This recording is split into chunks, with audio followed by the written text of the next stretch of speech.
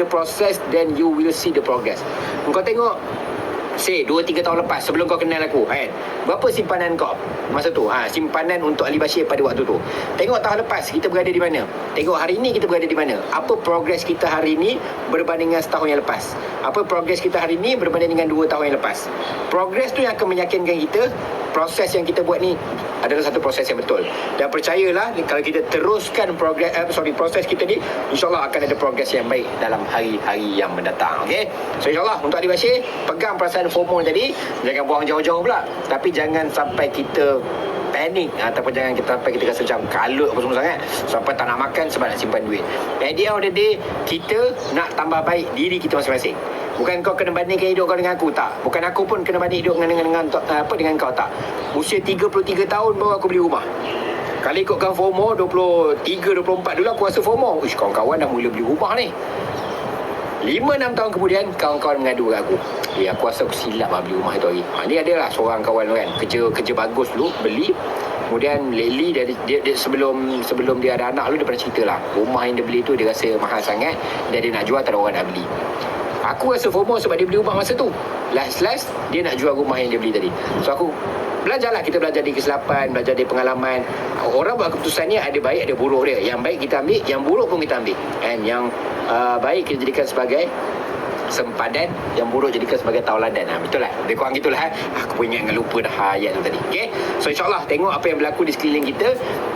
Yang baik kita ikut kita jadikan sebagai kita amalan. Yang baik jadikan sebagai amalan, yang buruk jadikan sebagai sempadan. Betul lah, tauladan. Lebih kurang macam tu lah tadi. So yang buruk, yang mana kurang-kurang tu kita cuba jauhkan lah. Kita takkan ada satu fasa hidup kita sempurna, tidak. Setiap hari kita buat keputusan. Sehari kita buat lebih daripada 10,000 keputusan setiap hari tadi.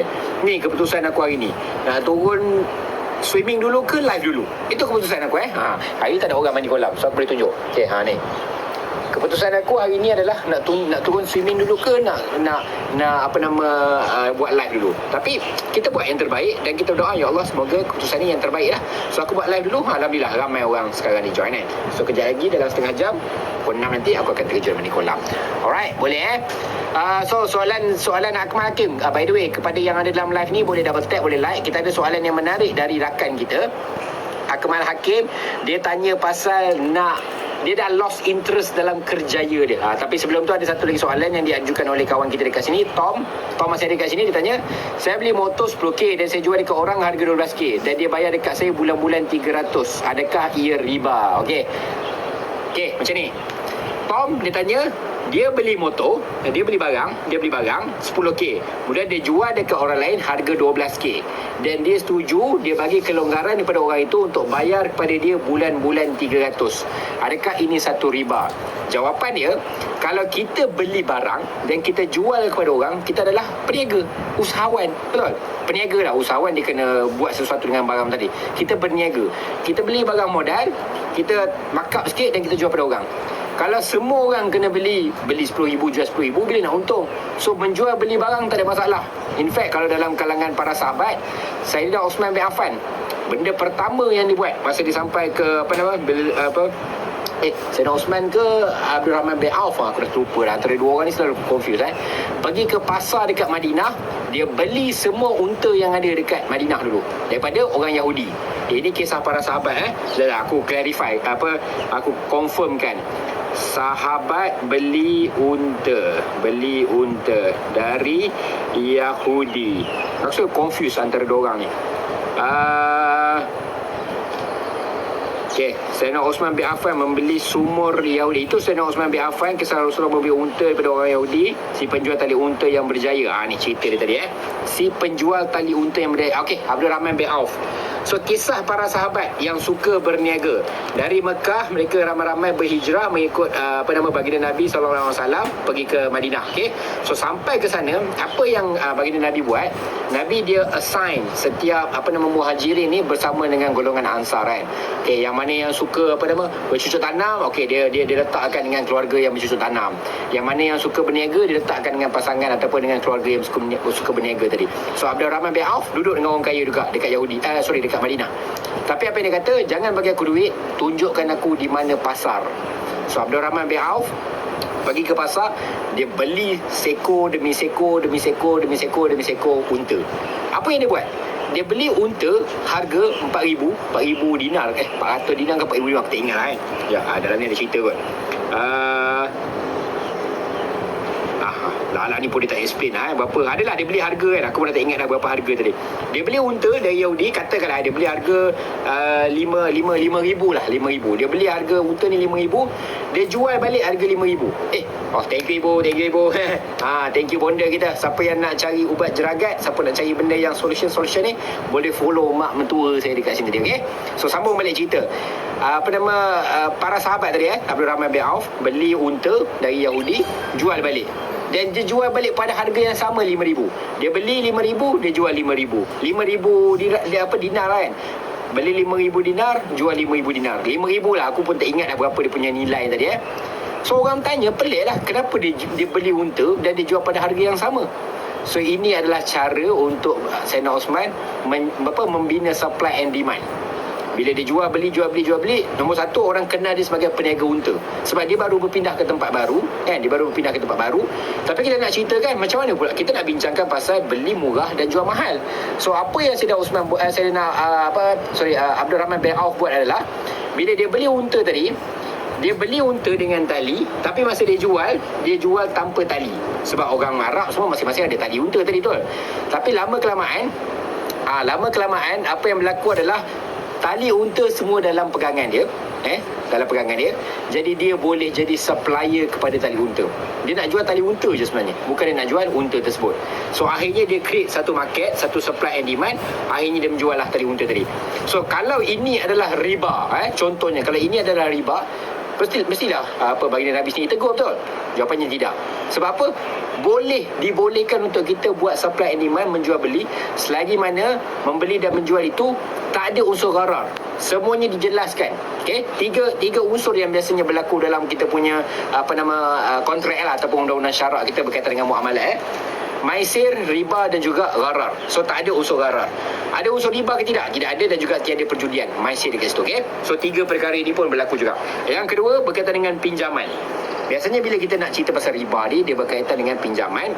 Dia ada 4 ke 6 jenis kategori riba. Ada riba duyun, ada riba an-nasai, macam-macam benda lah riba tadi kan. So kita kena clarify, kita kena define riba yang kita kata tu riba yang mana satu. Sebab kalau bukan apa yang baginda Nabi sendiri cakap, takut kita dah melangkau hukum pula.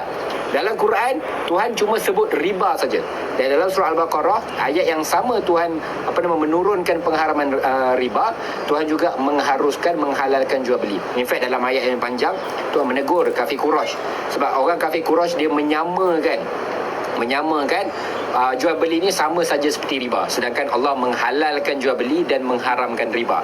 So kita sendiri, kalau kita samakan riba dengan jual beli, dah jadi kafir Quraisy pula tadi kan. So kita nak minta jauh lah benda ni. Sebab itu kena betul-betul define, kena betul-betul tahu apa jenis riba yang kita sedang perkatakan tadi, okay? So balik semula pada soalan ni tadi. Alright, okay. So kalau kita beli motor harga 10,000 dan kita jual pada harga 12,000, itu untung kita. So dia kata kat sini, kalau orang tu bayar bulan-bulan 300, boleh ke tidak? Itu antara engkau dengan pembeli. Adakah engkau sebagai penjual willing to give the buyer kelonggaran untuk membayar secara bulanan? Kalau dia tak setuju, bayar full lah, tak ada masalah. So itu antara kita berdua ni tadi kan. So dalam konteks ni jauh daripada riba, dan kita pun jangan sewenang-wenangnya nampak benda tu naik sikit terus kita label sebagai riba. Riba dia ada banyak kategori ribawi item pun boleh jadi riba. Kita beli emas, jual emas, beli emas pun boleh jadi riba juga. Ada dia punya definition. In fact, kalau kita jual beli gandum pun boleh jadi riba. Bali pun boleh jadi riba. Tapi kena tahu definisi riba tersebut. Dan definition riba, penjelasan riba tidak ada dalam Quran. Definisi riba semuanya dalam hadis. So kita kena jadi orang yang arif juga tentang hadis, kena study satu persatu hadis berkenaan dengan riba. Itu sebenarnya apa yang sarjana Islam kita buat, apakah muamalat kita buat, dia kena study satu persatu hadis. Dan ini dibincangkan seluruh dunia kan. Ada yang mazhab Hanafinya, Hambalinya, Malikinya, Syafi'inya, semua berkumpul, semua bincangkan. Sebab hadis ni ada ratus-ratus ribu.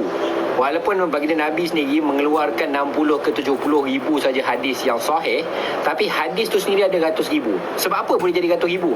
Sebab ada dalam kalangan hadis tu yang mungkin terputus sanad dia tadi.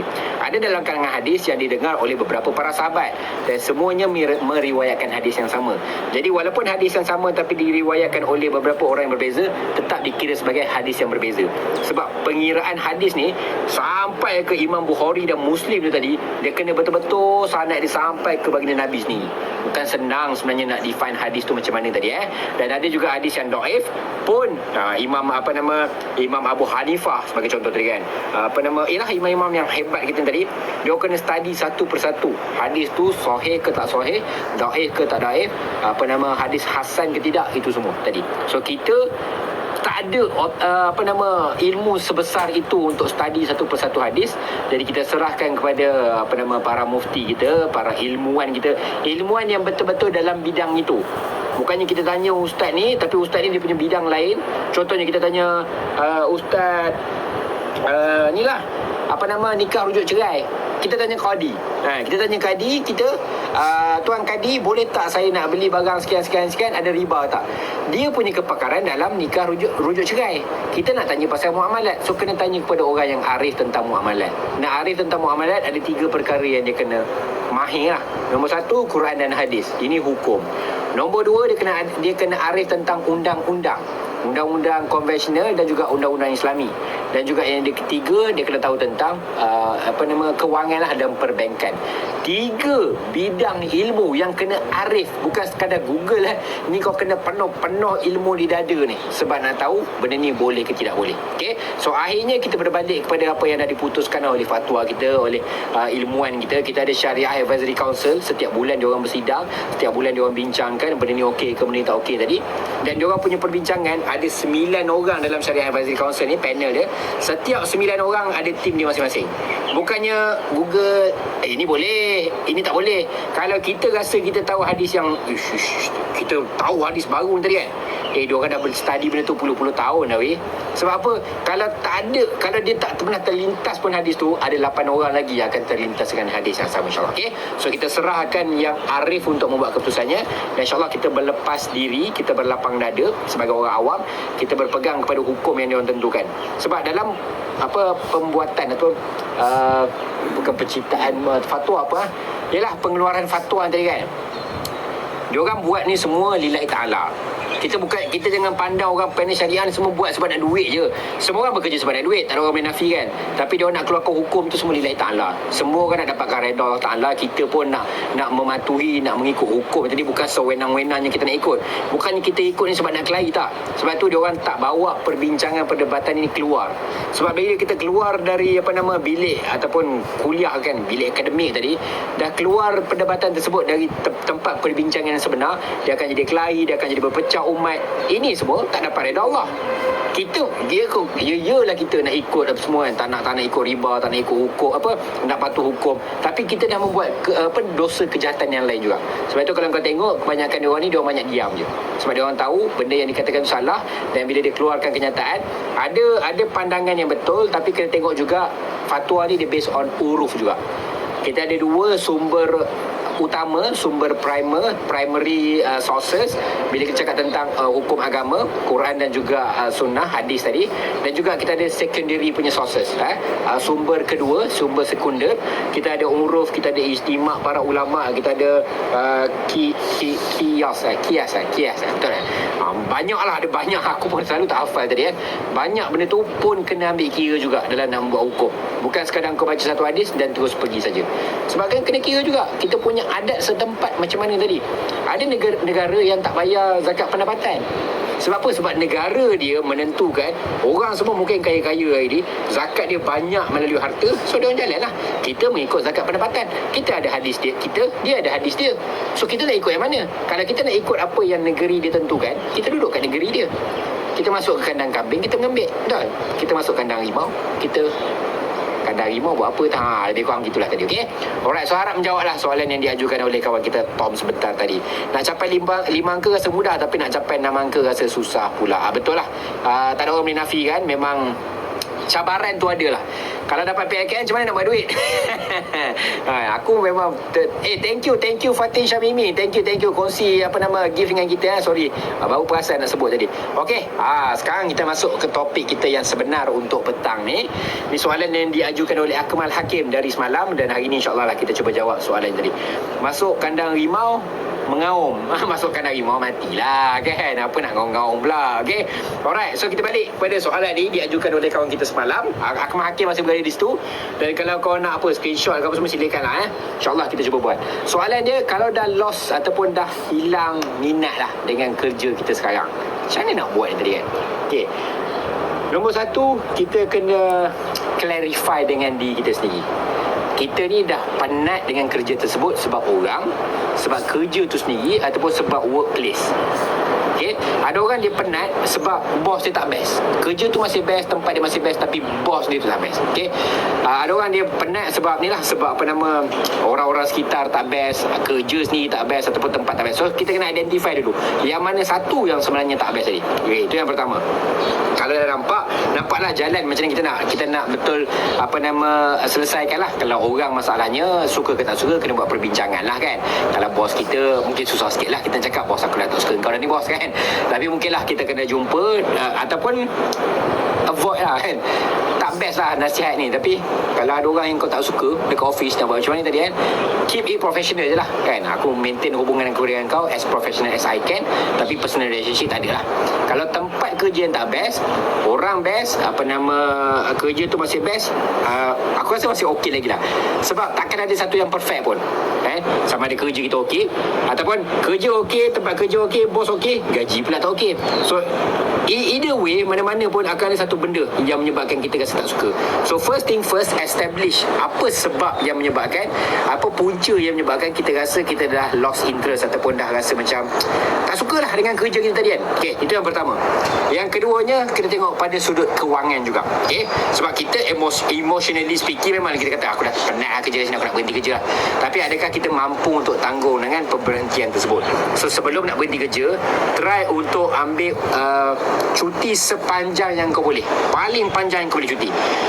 Dengan 100,000 yang ada dulu ni financial punya advantage lah. Sebab tu aku sangat menggalakkan orang ada financially strong punya position, supaya apa yang aku buat dulu adalah bila aku rasa macam dah nak kena tukar sikit angin, aku betul-betul berhenti kerja dan aku ambil masa 3 bulan untuk bertenang, kayu basikal, berjumpa dengan orang, borak, minum sana sini, jumpa dengan kawan-kawan. Tapi jangan terlalu lama.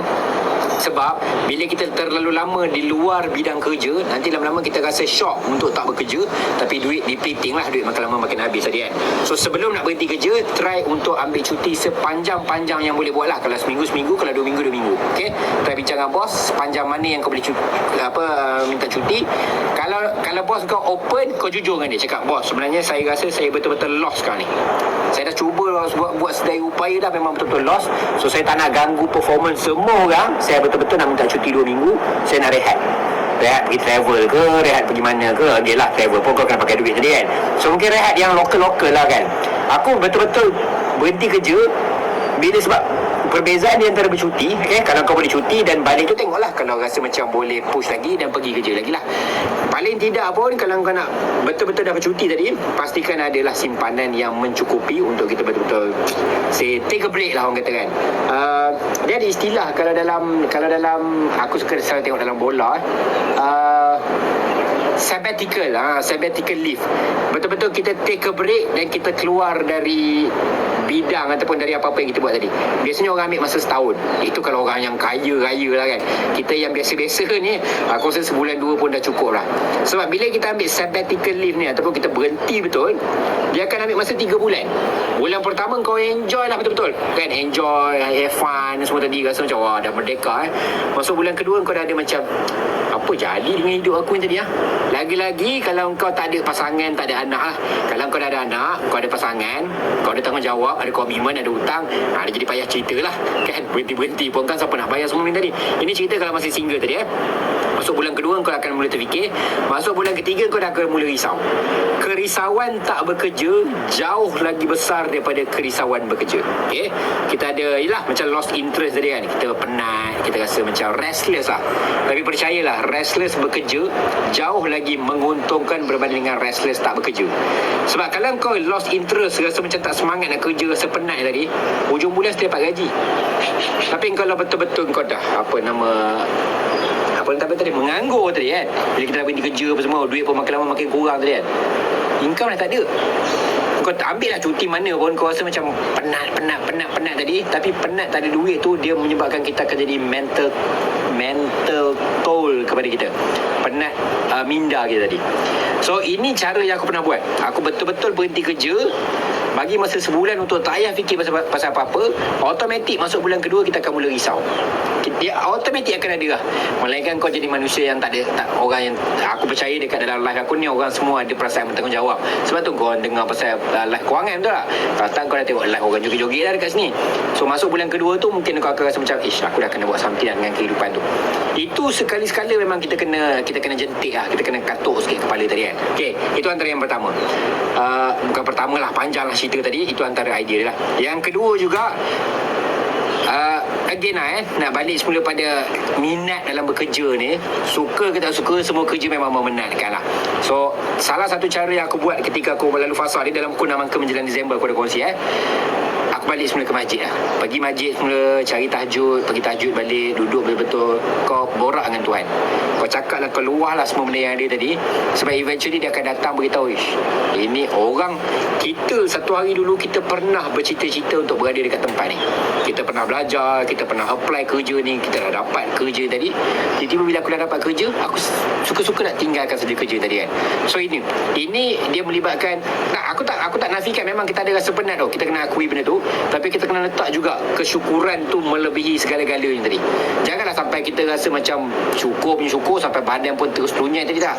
Try dulu lalu fasa ni, pergi betul-betul setiap subuh, pergi berjemaah, tahajud dulu, kemudian jemaah, kemudian kau betul-betul borak dengan Allah. Ya Allah, aku dekat sini, aku ni kufur nikmat ke? Kau cerita semua kat Tuhan. Mana tahu dalam jalan pun kau balik, kau nampak orang minta sedekah, contohnya tadi kan. So ini pun salah satu idea lah untuk melihat diri kita ni dekat mana level kita. Kalau kita nak be motivated, macam yang tadi siapa nama Ali Bashir, dia cakap kan, dia rasa FOMO, nak ada simpanan lebih. Hafiz pun dia kongsi, dia nak ada simpanan lebih daripada yang ada sekarang. Kalau kita nak motivate diri kita untuk berusaha lebih, kita tengok orang dekat atas. Contohnya mungkin kau tengah tengok aku ada 1,000, aku ada rumah. Mungkin kau tengok aku, kau fight untuk bagi motivate diri, aku nak ada juga macam apa yang Gloria ada. Contoh tadi kan. Tapi kalau kita nak letak rasa syukur dalam diri, tengoklah orang yang dekat bawah. Okay? Sentiasa tengok orang yang dekat bawah kan. Contohnya kawan-kawan kita kan, dia tengah apply kerja, aku nak berhenti kerja sebab dah penat tadi kan. So kita tengok, aku berada dekat situ dulu. So kita mungkin kena belajar syukur lah. Sampai satu point, dia rasa kosong. Kita kena akui benda ni. Kau lalu dulu fasa ni, sebab tu berhenti kerja ni benda last lah sebenarnya. Aku cerita dulu pengalaman aku tadi. Tapi berhenti kerja tu last sekali. Lalu fasa ni semua tadi, sampailah betul-betul dah kosong dah, mata dekat depan tak nampak apa. Dan kalau terpaksa berhenti, silakan. Sebaiknya keputusan ambil keputusan untuk berhenti kerja ni, dia punya kos kesan itu sangat besar. Kau nak masuk kerja semula dah susah, betul tadi kan. Kau nak masuk kerja semula dah susah, mungkin nak apply kerja semula yang ada sekarang pun dah susah, gaji pun sudah nak dapat, orang pun tengah cari kerja macam-macam sekarang ni. So takkanlah kita sewenang-wenangnya nak lepaskan apa yang Tuhan dah bagi pada kita untuk hari tadi. Okay, so try lah buat step by step punya proses tadi. Mana Akmal Hakim tadi, ada tak? Kau ni ada tak kat dalam live ni? Aku cerita panjang ni kan tak terjawab pula soalan tadi So untuk Akmal Hakim dan juga kawan-kawan lain lah, mungkin yang sedang merasa lost, sedang merasa macam hilang minat dalam pekerjaan masing-masing sekarang, buatlah. Dan ini pun terkait juga, bukan sekadar kerjaya sebenarnya. Benda ni pasal hati. Kita manusia tadi ada hari kita nak lebih, ada hari kita iman kita pun naik turun, apatah lagi kita punya nafsu, perasaan semua tadi kan. Ini juga akan terpakai kepada hubungan kita dengan manusia lah, dengan girlfriend kau, dengan tunang kau, dengan wife kau satu hari nanti kan. Takkan kita lost interest pandang wife kita, terus kita cerai, tidak kan. Sebab tu slowly kena tengok apa yang baik baik tentang kerja aku suka buat Pareto Rule. Okey, untuk Hakim dan kawan-kawan lain kan, kau try buat Pareto Rule. Pareto Rule ni 80-20. Kau listkan apa yang kau boleh buat, apa option yang ada kan. Kerja ke berhenti kerja. Kerja sekarang, apa yang baik, apa yang buruk. Kau listkan lah. Aku suka letakkan 80-20. Kalau 80% dia okey, 20% saja kurang, aku akan abaikan 20% yang kurang tadi. Takut kita ni duk melihat pada 20% yang kurang tadi. Kita duk tengok girlfriend orang, contohnya tadi, lawa dia ni, tu ini. Sebab kita tengok girlfriend orang dan kita lupa girlfriend kita, kekurangan pada girlfriend kita. Sedangkan kita punya girlfriend, kita punya okeylah girlfriend ke siapalah kan, kita punya kereta, kita punya kerjaya, kita punya gaji, kita punya basikal, apa-apa yang kita ada, sebenarnya ada 80% kelebihan. Tapi kita tak pandang 80% kelebihan tu sebab kita terlalu fokus pada 20% kekurangan. Yang mana 20% ni ada dekat orang lain. Ni buat aku dah masuk dah ni. Senang elok aku dah tukar topik tadi kan. 20% tu ada dekat orang lain. 20% tu ada dekat benda lain. Kita duk pandang 20% yang benda lain ada sampai lupa 80% yang kita ada tadi. Kita pun jauh dari kesempurnaan. Kita pun memang tak sempurna. Kita pun ada kelebihan dan kekurangan masing-masing. So yang kita nak establish kelebihan kita. Kerja kita punya kereta, topik apa tu tadi. Kerja kita punya kereta, kita punya perhubungan, kita punya apa-apalah yang kita ada, pandang pada 80% kebaikan yang ada pada benda tu. Contoh macam rumah ni tadi lah. Rumah yang aku beli ni ada 20%. 20% maksudnya dari 10 kriteria aku listkan, 10 benda yang ada 2 benda yang kurang pada rumah ni. Dan 2 benda ni aku let go je, abaikan. 2 benda. Nombor 1, rumah ni rumah lama, dah 30 tahun dah usia. Tak ada masalah kan. Nombor 2, masjid jauh sikit, kena naik basikal. So kita solve lah problem tadi. So sama juga macam kerja kita tadi kan. Kalau kita lost interest dan cons ataupun kekurangan dia hanya 20% saja, so kita fokus pada 80% kebaikan pada kerja kita tadi. Melainkan bila kau dah list down tengok 80% buruk, 20% je baik. Apa 20% yang kurang tadi? 80% buruk, 20% je baik. Apa dia 20% yang baik tu? Gaji dia besar. Contoh yang tadi kan. Kalau gaji tu besar, cara kau nak psycho, kau ambil lah gaji besar kau tu, kau fokus 80% dalam kehidupan yang lain. Sebab kalau kau pergi ke kerja yang best, mungkin gaji pula kurang kat situ Ada satu lagi kurang kat rumah tu, saya tak ada. Yelah esok datang Khairish datang kejap lagi malam. Padan muka kau. Okay. So itulah yang kita boleh buat insyaAllah dalam hidup. Dan yelah, balik semula lah pada okeylah, sebagai penutup kan, tajuk kita pun hari ni berkenaan dengan boycott saja je aku letak tajuk tadi. Balik semula pada benda yang lebih besar dalam hidup kita dia kan. Orang yang tadi aku baru tengok video dekat sana, tak sebut kan, takut kena shadow ban pula video kat sana, tengah sarapan makan, dekat atas tengah lalu peluru berpandu. Dekat sana yang tahu kan, kat Gaza sana, dia orang tengah makan sarapan dan dekat atas tengah lalu peluru berpandu. Dan dia orang makan macam biasa je. Sebab itu adalah realiti hidup dan dia orang terima realiti hidup kita. Dia orang terima realiti hidup dia orang pada waktu sekarang.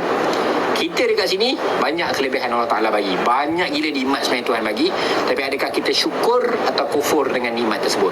Dan kalau kita rasa macam duit ni semua tak penting lah, kau ubah mindset, ambil duit yang kau rasa tak penting banyak-banyak dalam hidup tadi, kau salurkanlah kepada mereka. Sekurang-kurangnya bagi dia orang makan kan. Salurlah pada mana, Palestin ke mana-mana lah yang kau percaya dia punya tabung-tabung tadi, silakan. Kalau tidak pun kau salur pada orang sekeliling. Bila kita rasa, ni dalam buku aku tulis bila aku rasa aku useless, bila aku rasa aku dah tak berguna lagi, kita make use of what we have, bantu orang lain. Bagi kucing makan, macam sekarang ni lah, ada wife dah tak rasa useless dah sekarang. Dulu punya cerita lah dalam buku tu bila rasa macam dah tak boleh nak bantu orang, tak boleh nak bantu diri sendiri, kau bantu orang lain. Dulu aku bantu dengan ni lah, buat pengurusan kewangan So aku tengok, walaupun aku rasa aku ni dah tak ada function dalam muka bumi ni, tapi orang masih memerlukan ilmu aku. So itu cara untuk kita psycho diri kita dan betul-betul memberitahu diri kita sebenarnya banyak lagi kebaikan yang kita boleh buat. Dan 4 benda yang disebut dalam surah Wal-Asr, kita manusia semua dalam kerugian. Kita semua manusia, demi masa kita semua manusia dalam kerugian, melainkan orang yang beriman, beramal soleh, berpesan kepada kebenaran, berpesan kepada kesabaran. So kekalkan 4 benda ni dalam hidup, insyaAllah kita akan jumpa balik kita punya matlamat. kerja ni sebahagian daripada cabang untuk kita teruskan kehidupan. Kalau rasa macam dah tak boleh pergi sangat dengan kerja tu, kau jalan je lah kehidupan macam tu, kau anggap je lah, ya Allah, ini ibadah aku kepada engkau. Mungkin ibadah ni mencabar kepada aku sebab aku tak suka dengan kerja aku tadi. Tapi kesabaran, dalam 4 benda tadi kan, kesabaran yang aku pergi kerja setiap hari tadi, dengan gaji yang aku dapat, aku nak bagi anak bini aku makan, aku nak bagi mak ayah aku duit tadi, aku harap dengan kesabaran tadi, engkau berilah ganjaran yang terbaik untuk diri aku, insyaAllah. Okay? So untuk diri aku sendiri, aku nak terjun, aku dah tak sabar dah nak terjun kolam ni. So insyaAllah kita jumpa semula pada malam ini. So aku minta excuse dulu, pukul 6 dah ni. InsyaAllah, so harap menjawablah soalan yang Akmal Hakim tanyakan tadi. Mungkin tak perfect soalan jawapannya, tapi aku harap itu betul-betul ikhlas dari aku, sedikit sebanyak dapat membantu kalian untuk selesaikan kesulitan dan kekusutan yang ada dalam hidup masing-masing. So insyaAllah sama-sama kita tambah baiklah dalam hidup kita, dan kita buat kebaikan lillahi ta'ala. Amal soleh semua tak lain tak bukan adalah untuk mendapat redha ilahi, insyaAllah. Okay, alright. So sebelum aku habiskan, mari kita genapkan 5,000 like. Aku tak suka tengok 4,700 ni. So sama-sama genapkan, double tap, bagi 5,000 like, dan kemudian aku boleh terjun kolam. Angin-angin dah datang ni sebelum hujan ni. Tak apalah, malas aku nak tunggu kau punya 5,000 like ni, bagi aku mandi lah tu siap-siap. Okay, so kita jumpa malam ni insyaAllah lepas isyak. Okay, ni dah lalang cerita tadi kan. Pergilah maghrib ni, pergi solat jemaah dekat masjid, percaya masjid terdekat, solat berjemaah, kemudian stay dekat sana sampai isyak kan. Kau mengaji lah ke, berdoa ke apa, pulang lah sampai isyak, duduk kat situ betul-betul banyak bertafakur, fikir tentang diri, fikir tentang kehidupan, fikirlah tentang dunia ni insyaAllah. Okay, untuk akhirat kita satu hari nanti. Okay, so kita berjumpa lagi. Assalamualaikum, bye bye.